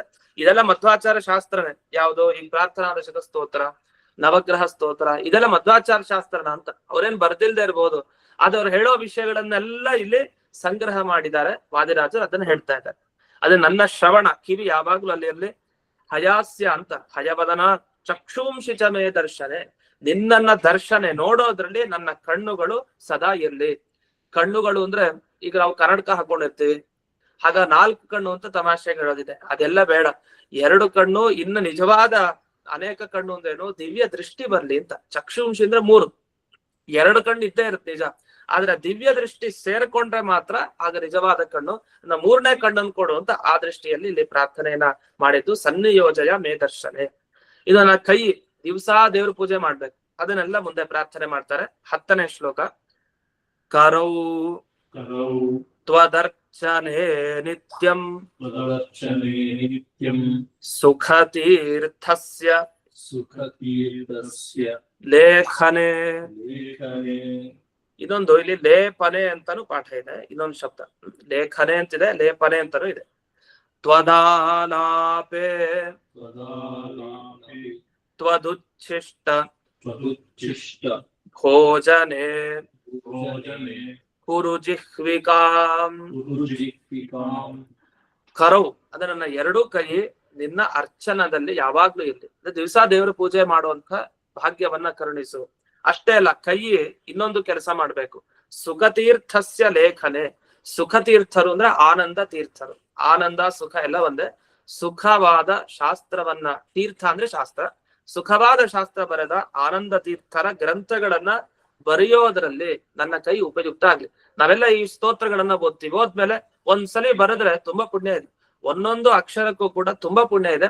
ನಾವೆಲ್ಲ ಶ್ರೀರಾಮ ರಾಮ ಅಂತ 16 ಬಾರಿ ಬರಿತೀವಿ, ಶ್ರೀಕೃಷ್ಣ ಅಂತ 16 ಬರಿತೀವಿ, ನಿಜ ಒಳ್ಳೇದು. ರಾಮನಾಮ ಬರೆಯೋದು, ರಾಮನಾಮ ಸ್ಮರಣೆ ಮಾಡೋದು ಒಳ್ಳೇದು, ಆದ್ರೆ ಅದ್ರ ಜೊತೆಗೆ ಶ್ರೀರಾಮ ಅಂತ 10 ವರ್ಷ ಬರೀತಾ ಕೂತ್ರೆ ಅದಕ್ಕಿಂತ ಒಂದ್ಸಲಿ 1 ಬುಕ್ ಶ್ರೀರಾಮ ಬರೀರಿ, ಅದೇ ಇನ್ನೊಂದು ಬುಕ್ ಬರಿಬೇಕಾದ್ರೆ ಈ ಸ್ತೋತ್ರ ಅದು ಇದು ಎಲ್ಲ ಚಿಂತನೆ ಮಾಡಿ ಮಾಡಿ ಆ ಸ್ತೋತ್ರ ಬರೆಯೋದು. ಅಥವಾ ಆಚಾರ್ಯರ ಗ್ರಂಥ ಮಧ್ವವಿಜಯ, ಆಚಾರ್ಯರಿಗೆ ಸಂಬಂಧಪಟ್ಟ ಮಧ್ವವಿಜಯ ಆಗ್ಬೋದು, ಆಚಾರ್ಯ ವಾಯುಸ್ತುತಿ ಆಗ್ಬೋದು, ಪ್ರತಿಯೊಂದನ್ನು ಕೂಡ ಬರಿತಾ ಹೋದ್ರೆ ತುಂಬಾ ಪುಣ್ಯ ಇದೆ. ಬರಿಬೇಕಾದ್ರೆ ನಿಧಾನಕ್ಕೆ ನಾವು ಯೋಚಿಸ್ಕೊಂಡು ಬರಿತಾ ಹೋಗ್ಬೇಕು, ಆಗ ಅರ್ಥ ನೆನಪಿಸ್ಕೊಂಡು ಬರ್ದಾಗ ಇನ್ನೂ ತಲೆಗೆ ಜಾಸ್ತಿ ನಮ್ಗೆ ಹೋಗುತ್ತೆ. ಈ ನಿಟ್ಟಿನಲ್ಲಿ ಸುಖತೀರ್ಥಸ್ಯ ಲೇಖನೆ, ಅಲ್ಲಿ ನನ್ನ ಕೈಯನ್ನ ಪ್ರೇರಣೆ ಮಾಡುವಂತ. ಇನ್ನೊಂದು ಲೇಪನ ಅಂತಾನು ಇದೆ. ಲೇಖನ ಅಂದ್ರೆ ಬರೆಯೋದು, ಲೇಪನ ಅಂದ್ರೆ ಗಂಧ ಲೇಪನ ಅಂತೆಲ್ಲ ಹೇಳ್ತೀವಲ್ಲ, ಲೇಪನ ಮಾಡೋದಂದ್ರೆ ಮಧ್ವಾಚಾರ್ಯರ ಪ್ರತಿಮೆ ಇದ್ರೆ, ಇನ್ನು ಬೇರೆ ದೇವತೆಗಳ ಪ್ರತಿಮೆ ಇದ್ರೆ ಅದಕ್ಕೆಲ್ಲ ಲೇಪನ ಮಾಡೋದು, ಅಂದ್ರೆ ದೇವರ ಪೂಜೆ ಮಾಡ್ಬೇಕಾದ್ರೆ ಅದಕ್ಕೆಲ್ಲ ಗಂಧಾದಿ ಲೇಪನ ಮಾಡುವಂತ ಭಾಗ್ಯ, ಅದನ್ನು ನನಗೆ ಕೊಡುವಂತ. ಇನ್ನು ತ್ವದ ಆಲಾಪೆ, ಆಲಾಪನ ಮಾಡೋದು. ಆಲಾಪ ಅಂದ್ರೆ ಸಂಗೀತ ಆಲಾಪ, ಹೌದು ಅದು ಆಲಾಪ ನಿಜ, ಅದೇ ದೇವರ ನಾಮದ ಆಲಾಪ ಮತ್ತೆ ಶಾಸ್ತ್ರದ ಆಲಾಪ, ಇಂಥದ್ದನ್ನ ಆಲಾಪ ಮಾಡುವಂತೆ ನನಗೆ ಅನುಗ್ರಹಿಸು. ನನ್ನ ನಾಲಿಗೆ ತ್ವದ್ ಉಚ್ಚಿಷ್ಟ ಭೋಜನ, ನಿನ್ನ ಉಚ್ಚಿಷ್ಟ ಭೋಜನ ಅಂದ್ರೆ ಏನರ್ಥ? ಉಚ್ಚಿಷ್ಟ ಭೋಜನ ನಿಷಿದ್ಧ ಅಂತ ಹೇಳ್ತಾರೆ, ಬೇರೆಯವ್ರು ಎಂಜಿಲ್ ತಿನ್ನೋದು ಅಂತ ಅರ್ಥ ಉಚ್ಚಿಷ್ಟ ಭೋಜನ ಅಂದ್ರೆ. ಆದ್ರೆ ದೇವರ ಮುಂದೆ ನೈವೇದ್ಯಕ್ಕಿಟ್ಟು ನಾವ್ ಅದನ್ನ ತಗೊಳೋದನ್ನ ಉಚ್ಚಿಷ್ಟ ಭೋಜನ ಅಂತ. ಹಂಗಂತ ದೇವ್ರು ಬಂದು ತಿನ್ಬಿಡ್ತಾನ? ನಾವು ಪ್ರಾರ್ಥನೆ ಮಾಡ್ಬೇಕು ತಿನ್ನಪ್ಪ ಅಂತ, ಅವನೇನ್ ತಿನ್ಲಿಕ್ಕೆ ಅವನು ಇಟ್ಟರು ಕೂಡ ತಿನ್ಬೇಕು ಅಂತಿಲ್ಲ. ಅವನೇನಾದ್ರು ಸ್ವಲ್ಪ ರಸ ಸ್ವೀಕಾರ ಮಾಡಿದಾನೆ ಅಂದ್ರೆ ದೊಡ್ಡ ವಿಷಯ. ಅಷ್ಟೇ ಅಲ್ಲ, ದೇವ್ರು ಬಂದು ಸುಮ್ನೆ ಹಾಗೊಂದು ಹಣ್ಣನ್ ಕಚ್ಚಿ ಹಿಂಗ್ ಇಟ್ಬಿಟ್ಟೇನು ಹೋಗೋದಿಲ್ಲ, ಆತರ ಅವನೇನು ಉಚ್ಚಿಷ್ಟ ಮಾಡಲ್ಲ. ಆದ್ರೆ ಆ ಒಳಗಡೆ ಆ ಒಂದೊಂದು ನೈವೇದ್ಯಕ್ಕೆ ಏನ್ ಹಣ್ಣು ಎಲ್ಲ ಇಟ್ಟಿರ್ತೀವಿ, ಆ ಒಳಗಡೆ ಇರೋ ದೇವರ ರೂಪ ಏನಿದೆ ಅದ್ರ ಜೊತೆಗೆ ಒಂದ್ ಸೇರ್ಕೊಳ್ತಾರಂತೆ. ಅದೇ ಈ ಮುಂದೆ ಪ್ರತಿಮೆಯಲ್ಲಿ ಒಂದು ದೇವ್ರಿರ್ತಾನೆ, ಆ ಹಣ್ಣು ಇತ್ಯಾದಿಗಳು ಒಂದು ದೇವ್ರಿರ್ತಾರೆ. ನಾವು ದೇವರಿಗೆ ಅರ್ಪಣೆ ಅಂದ್ರೆ ಏನ್ ಮಾಡೋದು? ದೇವ್ರು ಬಂದು ಆ ಹಣ್ಣಿನ ಒಳಗಡೆ ಇರೋ ರೂಪ ಜೊತೆಗೆ ಸೇರ್ಕೊಳ್ತಾರೆ, ಅಷ್ಟೇ. ಇದನ್ನ ನೈವೇದ್ಯ ಸಮರ್ಪಣೆ ಅಂತ ಕರೆಯೋದು. ಈ ನೈವೇದ್ಯ ಯಾವಾಗ್ಲೂ ನನ್ನ ನಾಲ್ಗೆಯ ಮೇಲೆ ಇರ್ಲಿ ಅಂತ. ಯಾಕಂದ್ರೆ ತಿನ್ನೋ ಅನ್ನ ಚೆನ್ನಾಗಿರ್ಬೇಕಂತೆ, ಇಲ್ಲ ಅಂದ್ರೆ ಅದು ತ್ರೇಧಾ ಭವತಿ ಅಂತ. ಅದು ಸತ್ವಗುಣಕ್ ಪ್ರಚೋದಕ, ರಜೋಗುಣ, ತಮೋಗುಣ. ಅದಕ್ಕೆ ಶ್ರೋತ್ರಿಯ ಬ್ರಾಹ್ಮಣರ ಮನೆ ಅನ್ನ ಇದ್ರೆ ಕೇಳ್ಬಿಟ್ಟು ಇಸ್ಕೊಂಡ್ ತಿನ್ಬೇಕಂತೆ, ಅಷ್ಟು ವಿಶೇಷವನ್ನ ಹೇಳಿದ್ದಾರೆ. ಯಾಕೆಂದ್ರೆ ಆ ಅನ್ನ ಅಥವಾ ಯಾವುದೇ ಪಾನ ಏನು ಕುಡಿತೀವಿ ಅದರಿಂದ ಬುದ್ಧಿ ಸತ್ವಗುಣ ಕೆಲವು ಸಲ ಒಳ್ಳೇದಕ್ ಪ್ರಚೋದನೆ ಆಗುತ್ತೆ. ಇಲ್ಲ ಕೊಡ್ಬೇಕಾದ್ರೆ ಅವ್ರು ಕೆಟ್ಟ ಭಾವನೆ ಕೊಟ್ಟಿದೆ, ಅದು ರಜೋತಮ ಗುಣ ಪ್ರಚೋದಕ ಆಗ್ಬಿಡುತ್ತೆ. ಅಂತೂ ತಿನ್ನೋದು ಕುಡಿಯೋದು ಎರಡು ದೇವರಿಗೆ ನೈವೇದ್ಯ ಆಗಿತ್ತು ಅಂದ್ರೆ ಆಗ ನಮ್ಗೆ ಶುದ್ಧಿಯೇ ಬರುತ್ತೆ ಅಂತ.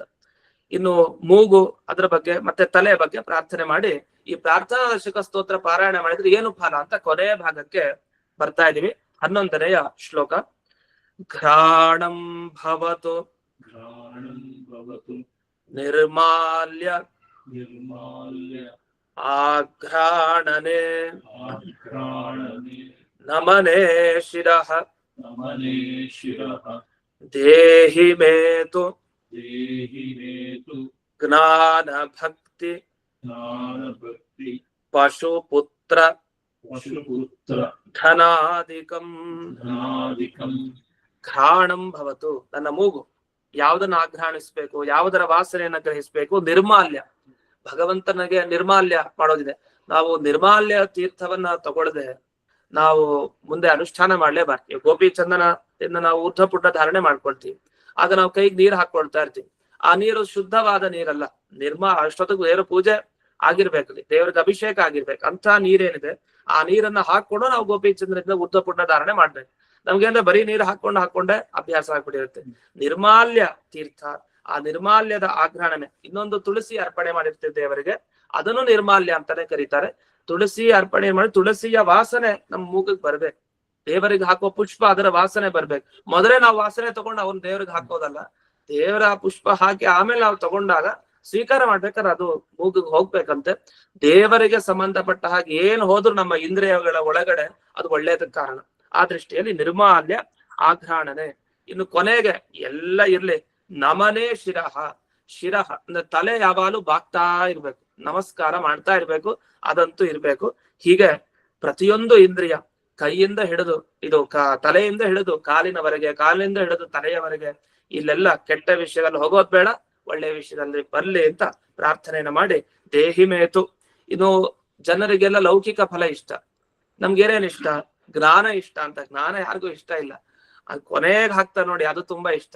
ಇಲ್ಲಿ ಏನ್ ಹೇಳಿದ್ದಾರೆ? ಒಟ್ಟು ಜ್ಞಾನ, ಭಕ್ತಿ, ಪಶು, ಪುತ್ರ, ಧನ. ಇಷ್ಟವಾಗಿದ್ ಕೊನೆಯದು ಧನ, ಯಾವ್ದು? ದುಡ್ಡು ತುಂಬಾ ಇಷ್ಟ. ಈ ಜ್ಞಾನ ಕೊನೆಗೆ ಹಾಕ್ಬೇಕಾಗಿತ್ತು, ಆದ್ರೆ ವಾದಿರಾಜರ ಅಂತಾರೆ ಕ್ರಮ ಚೇಂಜ್ ಮಾಡ್ಕೊಳ್ಳಿ. ಮೊದಲು ಜ್ಞಾನ ಬೇಡಿ, ಆಮೇಲೆ ಭಕ್ತಿ ಬೇಡಿ, ಆಮೇಲೆ ಪಶು ಅಂದ್ರೆ ಗೋ ಸಂಪತ್ತು, ಹಸು ದಾನ ಮಾಡೋದು, ಹಸು ಸಾಕೋದು ದೊಡ್ಡ ಪುಣ್ಯ. ಅದು ಇನ್ಯಾವುದೋ ಬೇರೆ ಪ್ರಾಣಿ ಸಾಕೋದು, ಬೇರೆ ಪ್ರಾಣಿಗೆ ಮುದ್ದಾಡೋದಲ್ಲ. ಹಸು ಪೋಷಣೆ ಮಾಡೋದು, ಹಸುವಿನ ದಾನ ಮಾಡೋದು ತುಂಬಾ ಭಾಗ್ಯ. ಆ ಪಶು ಅಂದ್ರೆ ಹಸುವಿನ ಒಂದು ಸೇವೆ ಮಾಡೋ ಭಾಗ್ಯ. ಹಾಗೆ ಪುತ್ರ, ಸತ್ಪುತ್ರರು, ಒಳ್ಳೆ ಮಕ್ಕಳು. ಸತ್ಪುತ್ರರು ಸಿಕ್ಕಿದ್ದಾರೆ ಅಂದ್ರೆ ಇನ್ನು ಒಳ್ಳೆ ಬುದ್ಧಿ ಬರ್ಲಿ ಅಂತ. ಒಟ್ಟು ಹಾಗೆ ಸತ್ಪುತ್ರ ಧನಾಧಿಕಂ, ದುಡ್ಡು ಮತ್ತಂದ್ರೆ ಒಳ್ಳೆ ರೀತಿಯ ಸಂಪತ್ತು. ದುಡ್ಡು ಸಿಗೋದಂದ್ರೆ ಸಿಗ್ತಾ ಇದೆ ನಮ್ಗೆ, ಸ್ತೋತ್ರ ಪಾರಾಯಣ ಮಾಡಿ ದುಡ್ಡು ಸಿಗ್ಬೇಕಾಗಿಲ್ಲ ಅಂದ್ರೆ ಬರೋ ದುಡ್ಡು ಇನ್ನು ಶುದ್ಧವಾಗಿ ಬರ್ಲಿ ಅಂತ. ಯಾಕಂದ್ರೆ ನಮ್ ಬುದ್ಧಿ ಚೇಂಜ್ ಆಗ್ಬಾರ್ದಲ್ಲ, ಬರೋ ದುಡ್ಡು ಶುದ್ಧವಾಗಿ ಬರ್ಲಿ.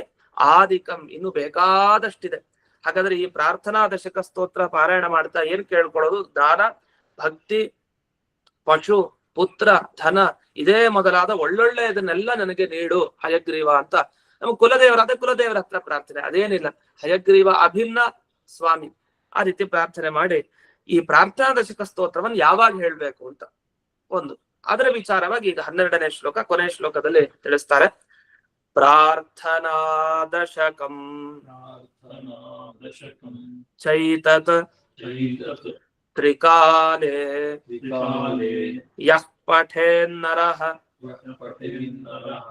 ತಸ್ಯಾಭೀಷ್ಟಂ ಹಯಾಸ್ಯೋಸೌ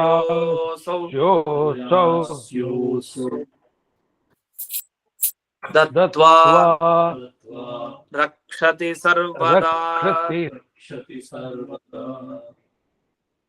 ಪ್ರಾರ್ಥನಾ ದಶಕಂ, ನಾವು ಪ್ರಾರ್ಥನಾ ದಶಕ ಸ್ತೋತ್ರ ಅಂತ ಕರೆಯೋದು ಯಾಕೆ? ಇಲ್ಲೇ ಕೊಟ್ಟು ವಾದಿರಾಜರು ಪ್ರಾರ್ಥನಾ ದಶಕಂ ಅಂದ್ರೆ 10 ಇಂದ್ರಿಯಗಳು ಕೂಡ ಸರಿಯಾಗಿರ್ಲಿ ಅಂತ. ಒಂದ್ ರೀತಿ 10 ಇಂದ್ರಿಯಗಳು ಸರಿಯಾಗಿರ್ಲಿ ಅಂತ ಪ್ರಾರ್ಥನೆ ಮಾಡುವಂತಹ ಈ ಪ್ರಾರ್ಥನಾ ದಶಕ ಸ್ತೋತ್ರ ಇದೆ. ಇದನ್ನ ತ್ರಿಕಾಲೇ ಯಹ ನರ ಪಠೆ, 3 ಕಾಲ. ನಾವು 3 ಕಾಲದಲ್ಲಿ ಮಾಡ್ಲೇಬೇಕು. ಅದು ಯಾವಾಗಲೂ ಅಷ್ಟೇ, ಪ್ರಾತಃ ಕಾಲ, ಮಧ್ಯಾಹ್ನ, ಸಂಜೆ. ನಾವು ತ್ರಿಕಾಲವನ್ನ ಏಕಕಾಲ ಮಾಡ್ಕೊಂಡಿದೀವಿ. ಕನಿಷ್ಠ ಪಕ್ಷ 1 ಕಾಲನಾದ್ರೂ, ದಿವಸಕ್ಕೆ ಒಮ್ಮೆನಾದ್ರೂ ಕೂಡ ಈ ರೀತಿ ಪಠೆ ಒಮ್ಮೆನಾದ್ರೂ ಪಠನವನ್ನ ಅಂದ್ರೆ ಅಧ್ಯಯನವನ್ನ ಮಾಡ್ಬೇಕು. ತಸ್ಯ ಅಭೀಷ್ಟಂ, ಅವನಿಗೆ ಏನೇನ್ ಅಭೀಷ್ಟಗಳಿದೆ ಅದನ್ನ ಹಯಗ್ರೀವ ದೇವರು ನೀಡಿ ರಕ್ಷಣೆಯನ್ನ ಮಾಡೋದ್ರಲ್ಲಿ ಸಂದೇಹನೇ ಬೇಡ. ಖಂಡಿತ ಹಯಗ್ರೀವ ದೇವರು ಸರ್ವದಾ ದತ್ವ, ಯಾವಾಗ್ಲೂ ತನ್ನ ಅವರವರ ಅಭೀಷ್ಟಗಳನ್ನ ಕೊಡ್ತಾ ರಕ್ಷತಿ, ಕಾಪಾಡ್ತಾನೆ ಅಂತ. ಇದು ಪ್ರಾರ್ಥನಾ ದಶಕ ಸ್ತೋತ್ರದ ಫಲ. ಹಾಗಾಗಿ ನಮಗೇನ್ ಪ್ರಾರ್ಥನಾ ದಶಕ ಸ್ತೋತ್ರದಿಂದ ಸಿಗುತ್ತೆ? ಒಂದು, ನಮ್ಮ 10 ಇಂದ್ರಿಯಗಳು ಹಾಗೆ ಮನಸ್ಸು ಏನಿದೆ ಇದೆಲ್ಲ ಒಳ್ಳೆ ವಿಷಯದಲ್ಲಿ ಹೋಗೋ ತರ ಆಗುತ್ತೆ. ಒಂದು. ಇನ್ನೊಂದು, ಜ್ಞಾನ, ಭಕ್ತಿ, ಪಶು, ಪುತ್ರ, ಧನ ಇದೆಲ್ಲ ಸರಿಯಾದ ರೀತಿಯಲ್ಲಿ ಸಿಗತ್ತೆ. ಇನ್ನೊಂದು, ಸರ್ವದಾ ಅಭೀಷ್ಟಂ, ಸಿಗೋ ಅಭೀಷ್ಟ ಯಾವಾಗ್ಲೂ ಸಿಗತ್ತೆ. ಈ ರೀತಿ ಪ್ರಾರ್ಥನೆಯನ್ನ ಮಾಡ್ತಾರೆ. ಆದ್ರೆ ನಮ್ಮ ಭಕ್ತಿ ಶ್ರದ್ಧೆಗಳು ಎಲ್ಲಾ ಕಡೆ ಮುಖ್ಯ, ಅದನ್ನ ಎಲ್ಲಾ ಕಡೆ ಅನ್ವಯಿಸ್ಕೊಳ್ಬೇಕು. ಶ್ರದ್ಧಾ ಭಕ್ತಿಯಿಂದ ಎಷ್ಟು ಮಾಡ್ತೀವೋ ಅದು ಒಂದು ಪ್ರಾರ್ಥನೆ ಆದ್ರೂ ಕೂಡ ಅದಕ್ಕೆ ಫಲ ವಿಶೇಷವಾಗಿ ಇದ್ದೇ ಇದೆ. ಈ ರೀತಿ ಪ್ರಾರ್ಥನಾ ದಶಕ ಸ್ತೋತ್ರವನ್ನ ಇವತ್ತಿನ ದಿವಸ ನಾವು ಚಿಂತನೆ ಮಾಡಿದ್ವಿ. ಇಲ್ಲಿಗೆ ನಾವು ಈ ಪಾಠದ ಮುಕ್ತಾಯವನ್ನ ಮಾಡೋಣ. ಮುಂದೆ ಅಂದ್ರೆ ಮುಂದಿನ ಈ ಶನಿವಾರ ಭಾನುವಾರ ಸಂದರ್ಭದಲ್ಲಿ ಈ ಯಂತ್ರೋದ್ಧಾರಕ ಹನುಮ ಸ್ತೋತ್ರ, ವ್ಯಾಸರಾಜರು ಮಾಡಿದ ಯಂತ್ರೋದ್ಧಾರಕ ಹನುಮ ಸ್ತೋತ್ರ, ಇನ್ನು ರಾಘವೇಂದ್ರ ಸ್ತೋತ್ರ ತುಂಬಾ ದೊಡ್ಡದು, ಆದ್ರೆ ಎಲ್ರಿಗೂ ಬಾಯಿಗೆ ಬರುತ್ತೆ ಅದು ರಾಘವೇಂದ್ರ ಸ್ತೋತ್ರ, ಅದನ್ನು ನೋಡ್ಬೋದು. ಅಂತೂ ಇನ್ನೂ ಕೆಲವು ಚಿಕ್ಕ ಚಿಕ್ಕ ಸ್ತೋತ್ರಗಳಿದೆ, ಅದನ್ನೆಲ್ಲ ಮಾಡಿ ಆಮೇಲೆ ರಾಘವೇಂದ್ರ ಸ್ತೋತ್ರಕ್ಕೆ ಬರೋಣ. ವ್ಯಾಸರಾಜ ಸ್ತೋತ್ರ ಇದೆ, ಇನ್ನು ಹಲವು ಅಪರೂಪದ ಸ್ತೋತ್ರ. ಯಂತ್ರೋದ್ಧಾರಕ ಸ್ತೋತ್ರ ಅಂತೂ ಮಾಡೋಣ. ಒಂದು ಮುಖ್ಯ ಪ್ರಾಣ ದೇವರ ಬಗ್ಗೆ ಒಂದು ಸ್ತೋತ್ರ ಬೇಕು. ವಾಯುದೇವರ ಅನುಗ್ರಹ ಆದ್ರೆ ನಮ್ಗೆ ನಿರ್ವಿಘ್ನವಾಗಿ ಮುಂದೆ ಎಲ್ಲದಕ್ಕೂ ಕಾರಣ ಆಗತ್ತೆ. ಆದ್ರಿಂದ ಮುಂದೆ ಯಂತ್ರೋದ್ಧಾರಕ ಪ್ರಾಣದೇವರ ಸ್ತೋತ್ರ ಮತ್ತೆ ಇನ್ನೂ 2 ಸ್ತೋತ್ರ ಅದ ನಂತರ ಗ್ರೂಪ್ ನಲ್ಲಿ ಪುನಃ PDF ನೆಲ್ಲ ಶೇರ್ ಮಾಡಲಾಗುತ್ತೆ. ಇವತ್ತಿನ ದಿವಸ ಆಗಿದ್ದ ಪಾಠನೂ ಕೂಡ ನೀವು ನೋಡ್ಬೋದು, ರೆಕಾರ್ಡ್ ಆಗಿರುತ್ತೆ. ಮತ್ತೆ ಲಿಂಕ್ ಅನ್ನ ಅಲ್ಲಿ ಕಳಿಸ್ತಾರೆ. ಒಂದ್ 2-3 ಸಲ ಅಭ್ಯಾಸ ಆದ್ರೆ ನೀವು ಅಲ್ಲಿ ಹೋಗಿ ನೋಡ್ಕೊಬಹುದು, ಯಾವಾಗ ಯಾವ ಪಾಠ ಆಗಿರುತ್ತೆ ಅಲ್ಲಿ ಹಾಕಿರ್ತಾರೆ ಅಂತ ಹೇಳ್ತಾ ಇವತ್ತಿನ ಈ ಪ್ರಾರ್ಥನಾಶಕ ಸ್ತೋತ್ರದ ಈ ಪಾಠವನ್ನು ಅಸ್ಮತ್ ಗುರುವಂತರ್ಗತ ವ್ಯಾಸತೀರ್ಥ ಗುರುವಂತರ್ಗತ ಭಾರತೀಯ ರಮಣ ಮುಖ್ಯ ಪ್ರಾಣಾಂತರ್ಗತ ಶ್ರೀಮನ್ ಮೂಲ ಗೋಪಾಲ ಕೃಷ್ಣನಿಗೆ ಅರ್ಪಣೆ ಮಾಡ್ತೇನೆ. ಶ್ರೀ ಕೃಷ್ಣಾರ್ಪಣ. ನಮಸ್ಕಾರ ನಮಸ್ಕಾರ ಮಾಡ್ತೀನಿ. ನಮಸ್ಕಾರ ಆಚಾರ್ಯ. ಹರೇ ನಮ ಆಚಾರ್ಯ, ನಮಸ್ಕಾರಗಳು ಆಚಾರ್ಯ, ಈ ಸ್ತೋತ್ರದೊಳಗೆ ಹೈಗ್ರೀವ ಸಂಪದ ಸ್ತೋತ್ರದೊಳಗೆ ಫಸ್ಟ್ ದೊಳಗೆ ವಾದಿನಮು, ಎರಡನೇದ್ರೊಳಗೆ ವದೇತು ಯೋಧ್ವನಿ ಅಂದರೆ ಏನ್ ಚೇಂಜ್ ಅನ್ನ ಇದೆಯಾ ಗುರುಗಳೇ? ಅದಲ್ಲ ಇನ್ನೊಂದ್ಸಲಿ ಹೇಳಿ ಕೇಳಿಸಲ್ಲ. ಹೈಗ್ರೀವ ಸಂಪದ ಸ್ತೋತ್ರದೊಳಗೆ ಹೌದು ಹೌದು ಫಸ್ಟ್ ಹಯಗ್ರೀವ ವಾದಿನಮ್ಮ ಅಂತಂದ್ರು, ಆಮೇಲೆ ಮತ್ತೆ ನೆಕ್ಸ್ಟ್ ದೊಳಗೆ ಹಯಗ್ರೀವ ಯೋ ವದೇತ್ ಅಂದ್ರು, ಆಮೇಲೆ ಯೋ ಧ್ವನಿ ಅಂದ್ರು. ಅಂದ್ರೆ ಮೂರಕ್ಕೂ ಏನ್ ಸಪ್ರೇಟ್ ಯಾಕೆ ಅದಕ್ಕೆ ಹೇಳಿದ್ರು? ಏನಾದ್ರು ಸ್ಪೆಷಲ್ ಇದೆಯಾ ಅಂತ? ಹಯಗ್ರೀವ ಅಂತ ಧ್ವನಿ, ವದೇತ, ವಾದಿನಂ ಅಂತನ. ವಾದಿನಂ ಅಂತಂದ್ರೆ ವಾದಿನಂ ಅಂದ್ರೆ ಯಾವಾಗ್ಲೂ ಹೇಳ್ತಾ ಇರ್ಬೇಕು ಅಂತ ಅರ್ಥ. ವಾದಿನಂ ಅಂದ್ರೆ ಅವ್ನು ಹೇಳೋ ಸ್ವಭಾವನೆ ಆಗಿರ್ಬೇಕು, ಯಾವಾಗ್ಲೂ ಹೇಳುವಂತದ್ದು ಒಂದು. ವದೇತ್ ಅಂದ್ರೆ ಅವನು ಯಾವಾಗ್ಲಾದ್ರೂ ಒಮ್ಮೆ ಅವನು ಅಂದ್ರೆ ಉತ್ತಮ ಮಧ್ಯಮ ಅಧಮ ಅಂತ ಭಕ್ತರು ಹೇಳ್ತಾರಲ್ಲ, ಆತರ ಉತ್ತಮ ಭಕ್ತರು ಏನ್ ಮಾಡ್ತಾರೆ, ಯಾವಾಗ್ಲೂ ಹಯಗ್ರೀವ ಅಂತ ಇರ್ತಾರೆ ಸರ್ವದ. ಅವ್ರಿಗೆ ವಾದಿನಂ ಅಂತ ಹೇಳಿತ್ತು. ವದೇತ್ ಅಂತ ಮಧ್ಯಮಾಧಿಕಾರಿಗಳಿಗೆ, ಅಧಮಾಧಿಕಾರಿಗಳಿಂದ್ರೆ ಧ್ವನಿ ಕೇಳಿದ್ರು ಸಾಕು ಅಂತ. ಆಯ್ತು ಈ ರೀತಿಯಲ್ಲಿ ಆಯ್ತು. ನಮಸ್ಕಾರ. ಆಯ್ತು.